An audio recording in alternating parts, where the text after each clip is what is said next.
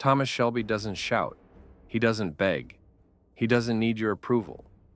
Yet every room he walks into suddenly belongs to him. How does he do it? This is not just charisma. This is dark psychology, the art of controlling people without ever raising your voice. Part 1. The power of presence.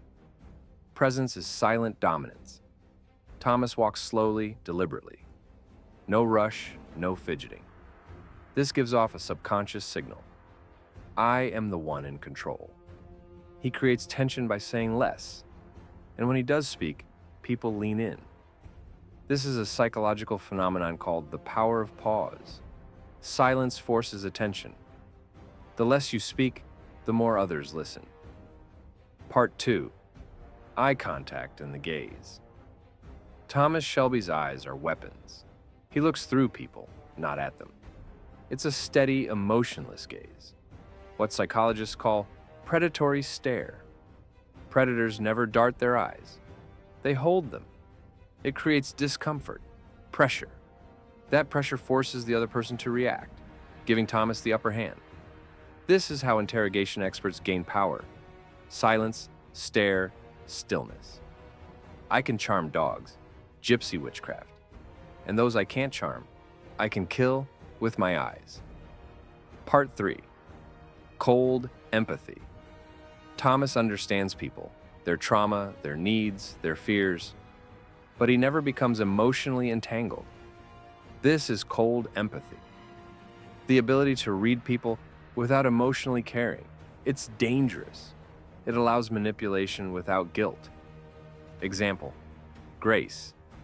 He sees her strength, her curiosity, uses it to pull her in. When he finds out she's a spy, his heartbreak never controls him. He calculates. He doesn't seek revenge emotionally. He seeks leverage. Part 4. Predictive behavior. Thomas doesn't guess, he predicts. He studies habits, behaviors, patterns, especially weaknesses. This is a dark psychological tool used in espionage called behavioral pattern recognition. You watch how someone reacts under stress, in power, in submission. Then you predict and control. Example, he knows Arthur's aggression can be redirected. He gives Arthur roles that satisfy that chaos, but never gives him full control.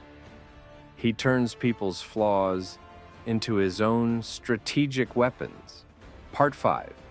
Emotional detachment. To control others, you must first control yourself. Thomas rarely shows emotion. His poker face is legendary, not because he feels nothing, but because he hides everything. This is psychological control.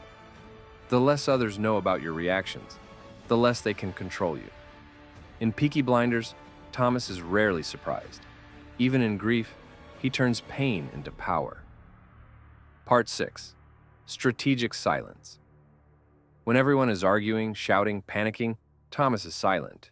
He waits. He listens. Then, with one sentence, he redirects the entire conversation. Quote, "You don't parley when you're on the back foot." This is strategic silence, a method used in business, warfare, and leadership. The more noise around you, the more powerful your silence becomes. Because when you speak, everyone listens. Part 7. Identity as power. Thomas Shelby created his own myth. He dresses like a king of the streets, carries himself like a monarch.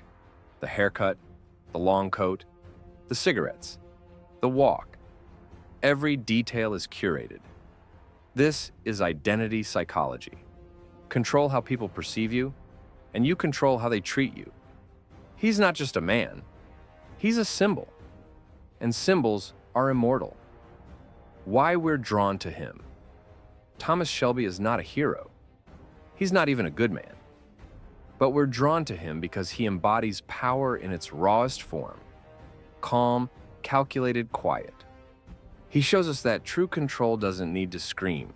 It whispers, and everyone obeys.